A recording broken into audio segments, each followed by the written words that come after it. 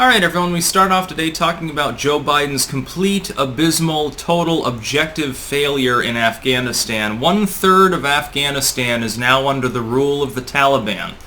The reason why this was allowed to happen is that if you make a deal with the Taliban and with the Afghan government and all other involved parties, as Trump did, to withdraw on the 1st of May, the next pseudo-administration comes in and says, no, we can't do that because reasons. We're pushing it back to September 11th because he wants to make it his withdrawal date. That is Beijing Biden. He wants to take credit for ending America's longest war and all that bullshit. When you anger the tribal warlords, the regular people of Afghanistan, and give groups like the Taliban the ability to propagandize to them and say, hey, Uncle Sam's not holding up his side of the bargain, it's a real big problem. What do you think that does for recruitment and logistic support on the ground for the Taliban? Taliban forces that were not going to be capable of launching attacks on locations all of a sudden have no real impediment other than Afghan forces that are beginning to defect literally now. The Taliban now has tanks. Just so we're aware, they've got heavy armor from the United States at the moment because of Beijing Biden's failure. I'm going to get more into it. First and foremost, however, link down below, a pinned comment down below if you're watching on YouTube. I'm keeping this in mind. With links to 4 other video hosting sites that I use. I make 4 videos every day, occasionally 5. Only 2 or 3 end up on YouTube. The other ones are either too spicy for YouTube or they're just overflow. Like, if you make more than 2 videos in a 24-hour period on YouTube now, they punish you even more than they normally do. I've been dead in the water now for half a year, and I'm lucky to be dead in the water as opposed to slowly declining like most independent content creators. I actually count myself fortunate to be stuck at the level that I'm at and adding like 10 subscribers a day or something. I'm actually technically still growing, it's just at a crawl because YouTube's forcing me to fight with all of my limbs tied behind my back. Keep in mind I'm still beating people like CNN in the ratings at this point, so clank on. But here's what will happen. Joe Biden has clearly lost control of Afghanistan, which is why, by the way, and this, I'll dovetail this with another video that I made earlier in the week. Actually, Joe Biden pivoted very quickly off of the infrastructure deal stuff. He's trying to rebrand it as the bipartisan infrastructure deal because Mitt Romney now supports it. They gave him some pork barrel handouts. He was like, well, because he's a sleazy used car man, I'll vote for it as long as you give me a bunch of money. That's basically what it amounted to. Give me money from my constituents so they'll be happier and I'll vote for your bill. They bribed him. Mitt Romney is a sleazebag. But overall, that's a failure. He's still talking about it, but he's throttled back and done a little bit of a rebranding switcheroo. The Democrats have stopped talking about much of what they were talking about as little as a week ago. And now they're focused on, of all things, the border crisis and policing. You literally see Biden and Jen Psaki and these morons trying to do a switcheroo and claim the Republicans wanted to defund the police.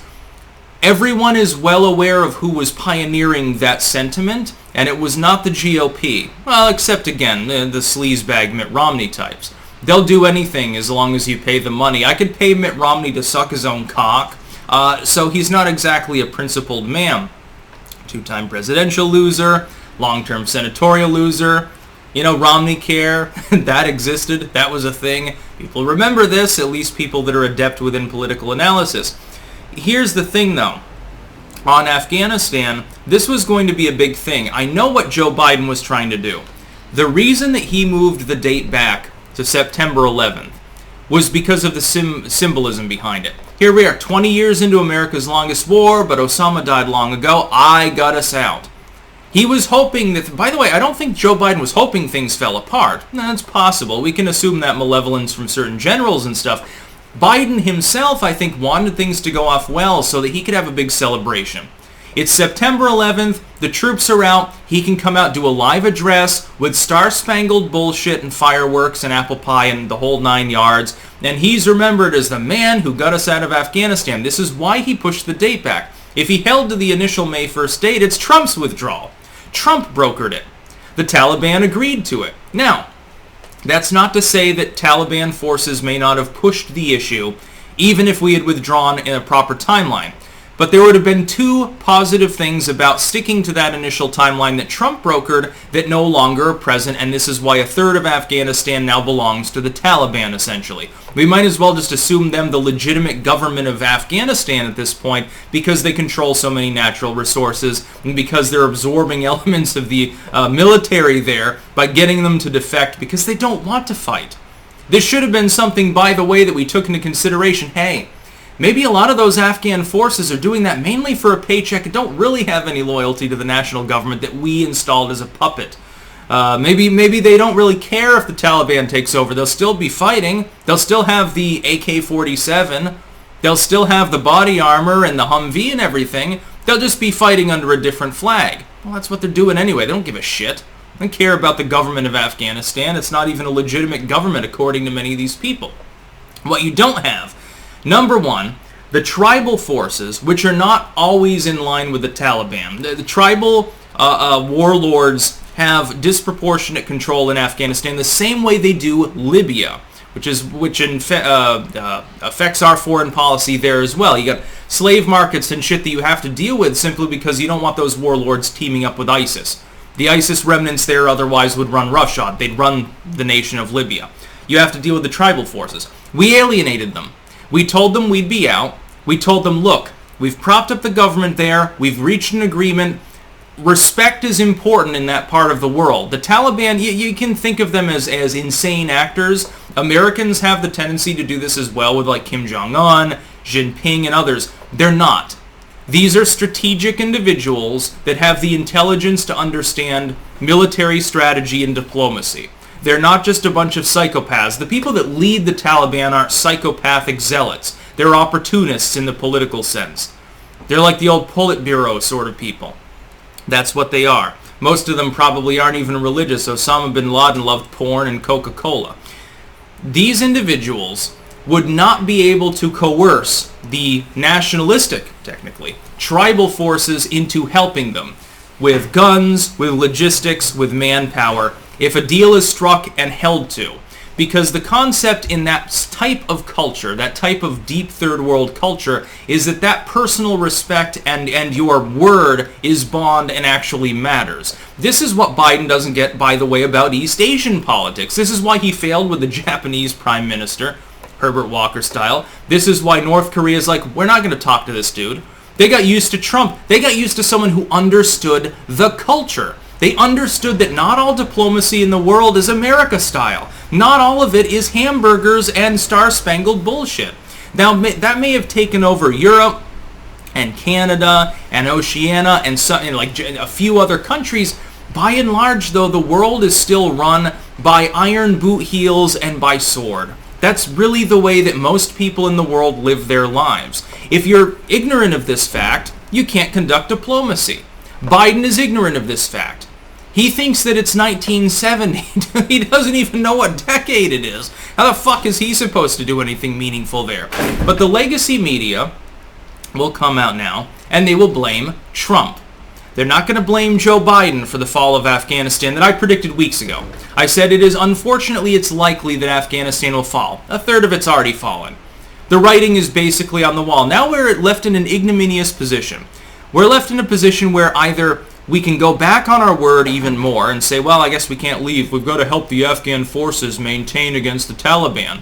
We have to fight the same people we had an agreement with and look even worse. By the way, they'll use that to recruit even more terrorists from regional forces that otherwise wouldn't align with the Taliban. They'd be off farming sheep. They'd be off mining random minerals and stuff and leaving people alone or growing opium.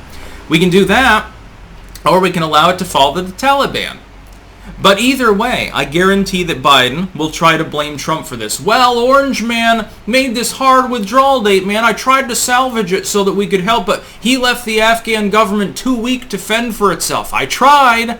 I pushed the date back. I did everything that I could. I'm sorry Afghanistan fell. And it'll be a little bit like when we were airlifting all of the U.S. connected Vietnamese forces out of Vietnam when that fell. It'll be a little bit like that famous photograph where you see like American soldiers in a helicopter trying to pull up all the Vietnamese people there that were terrified because they knew they'd be executed if the commies took over the city before they were airlifted out. It'll be like that. It'll be like the fall of Saigon sort of thing all over again.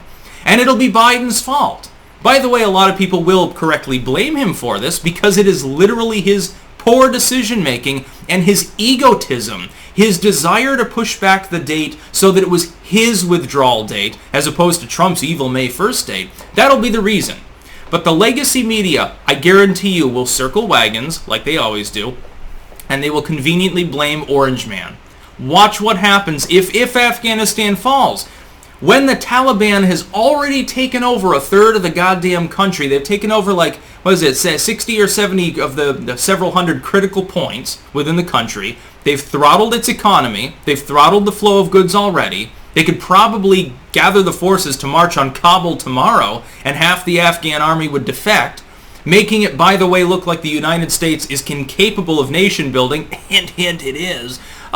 They could probably do that. Isn't it already fallen? Well, there's no stability there. There's just a bunch of fighting. The Afghan forces are like, fuck it. They're laying down their arms. Taliban's not. What does that say about 20 years of U.S. effort under neoliberal globalism? 20 years we attempted to build stability there. But that's the thing. D.C. never wanted stability. Bush-Obama never cared about stability. They wanted opium. They wanted fentanyl to be cheaper. Get people addicted. Buy some fentanyl from China. Make more money on the black market with book deals and kickbacks and slush funds and all of these other things. The one man who had the foresight and the independence of mind to try to stop it was Donald Trump. We got so lucky that he was elected in 2016. By the way, we probably already would have had a fucking another world war if Hillary Clinton had been elected. But now, unfortunately, we have a more demented, even older, crazier version of Hillary Clinton, who just has a cock, so at least he can't use the sexism excuse when he does shitty things.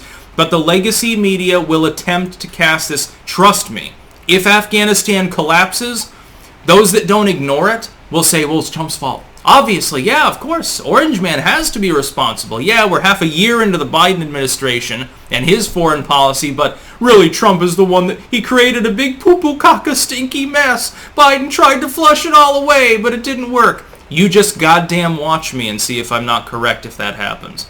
That's about all. Peace out.